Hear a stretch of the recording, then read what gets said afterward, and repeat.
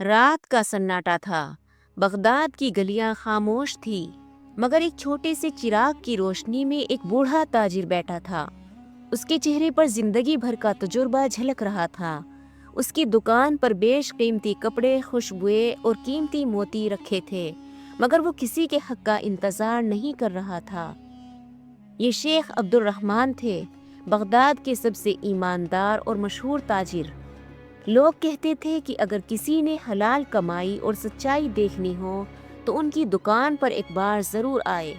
مگر حیرانی کی بات یہ تھی کہ رمضان کی اس مبارک رات میں جب بازار سونے کی مانند چمک رہے تھے، شیخ عبد الرحمن نے اپنی دکان کے دروازے کھول کر آواز لگائی، آج کی رات میں دنیا کے ساتھ نہیں، اللہ کے ساتھ تجارت کروں گا۔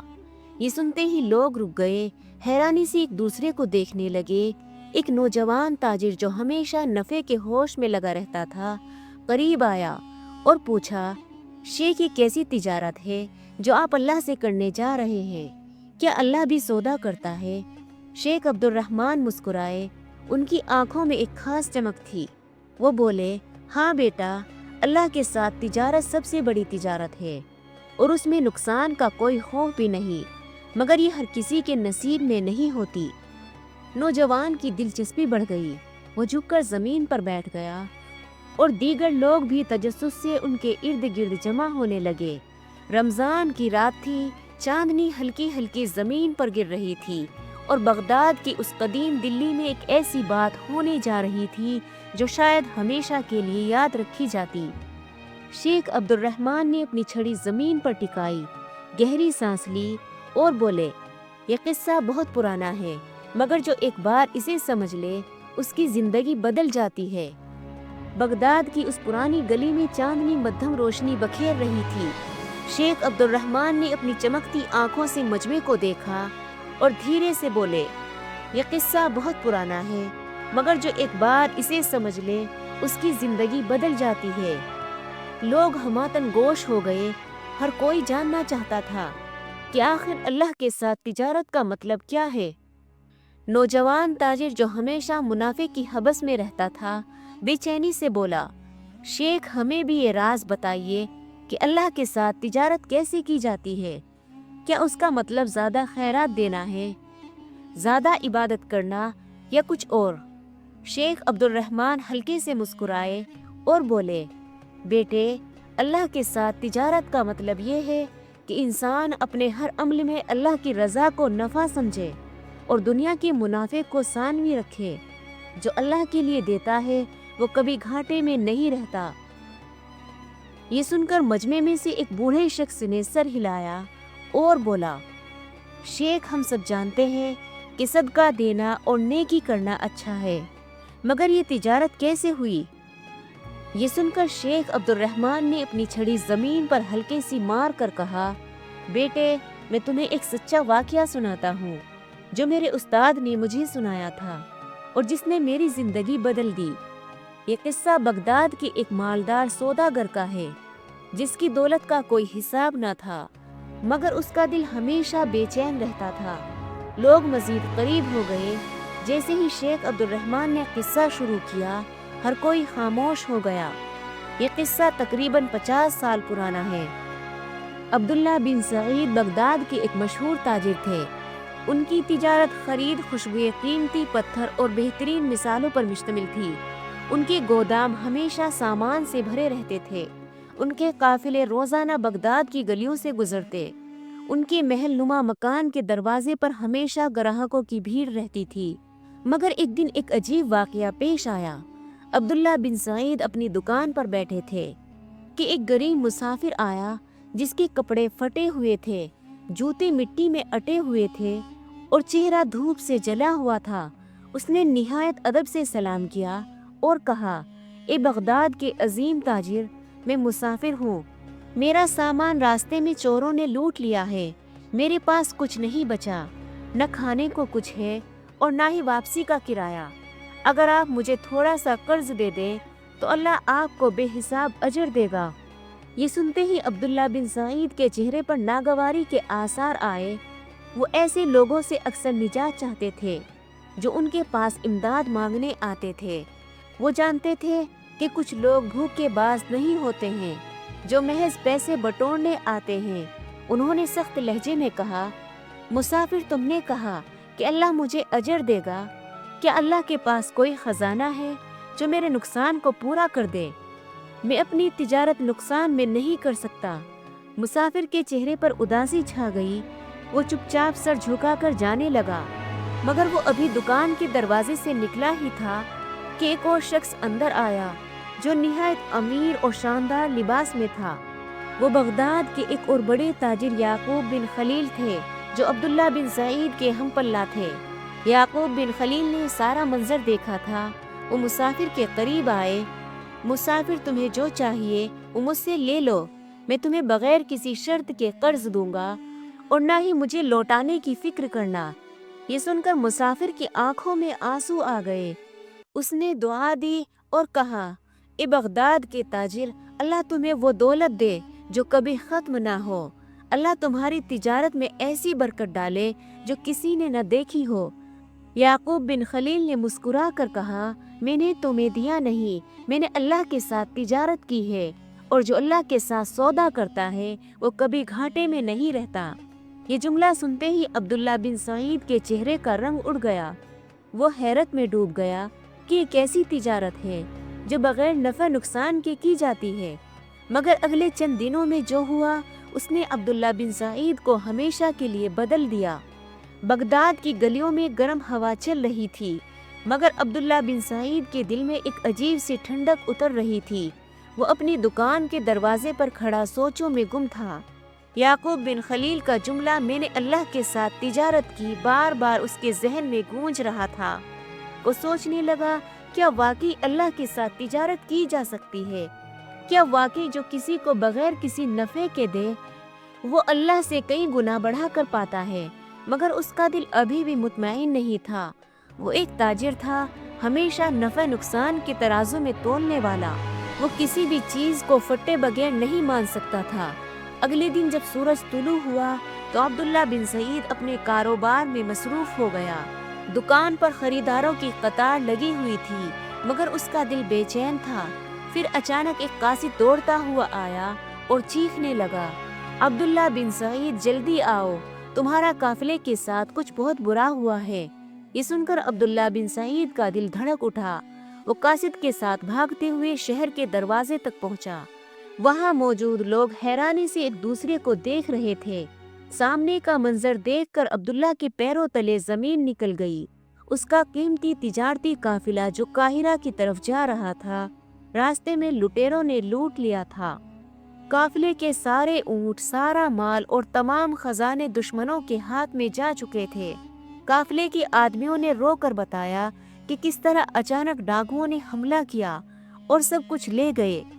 عبداللہ کے ہاتھ پیر ٹھنڈے پڑ گئے۔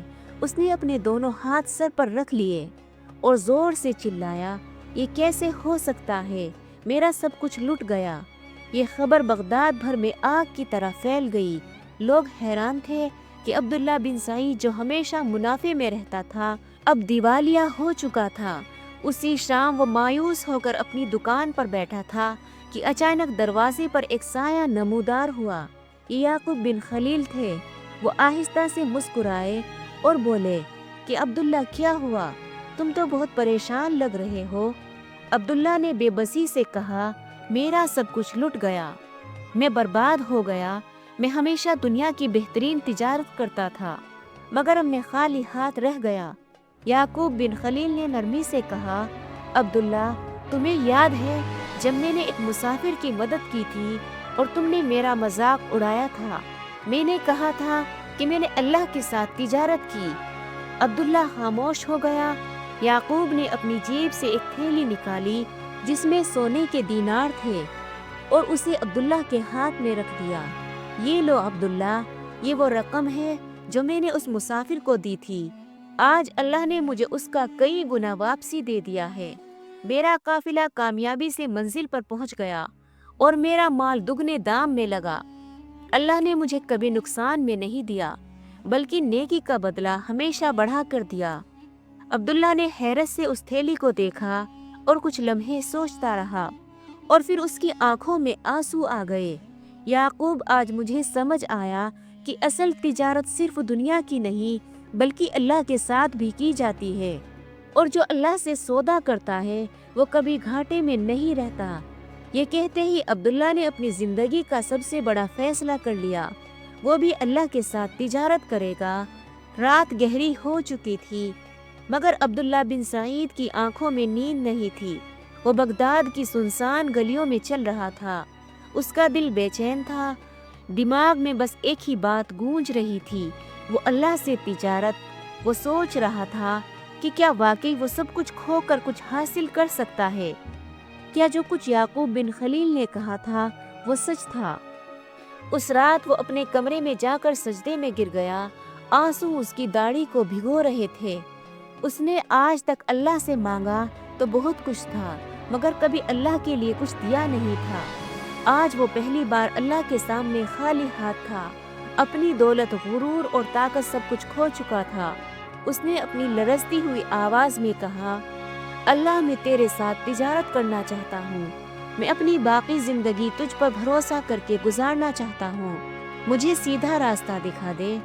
अगली सुबह उसने अपना पुराना हिसाब किताब लपेटना शुरू कर दिया। उसके पास जो थोड़ा बहुत बचा था वो लेकर बाजार की तरफ चल पड़ा।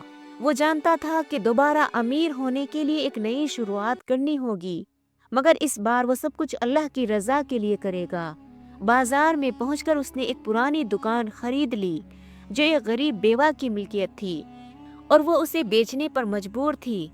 अब्दुल्ला ने उसे कीमत से ज्यादा पैसे दिए और कहा, ये अल्लाह के नाम पर है, मुझे इसमें कोई कमी कबूल नहीं। बाजार में ये बात तेजी से फैल गई कि अब्दुल्ला बिन सईद, जो कल तक दुनियावी नफे के पीछे भागता था, आज अल्लाह की रजा के लिए काम कर रहा है। कुछ लोगों ने उसका मजाक उड़ाया, कुछ हैरान हो गए, मगर याकूब बिन खलील मुस्कुरा रहा था।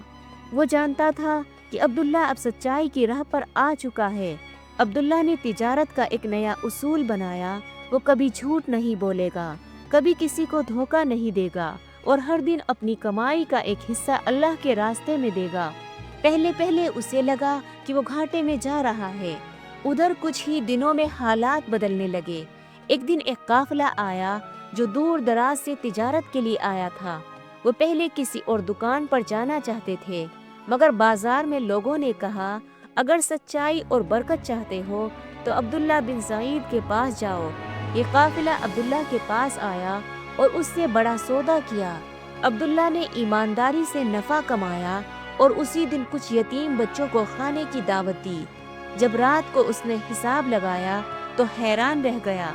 जितना उसने यतीमों पर खर्च किया था, अल्लाह ने उसे उसी दिन कई गुना ज्यादा वापस दे दिया था।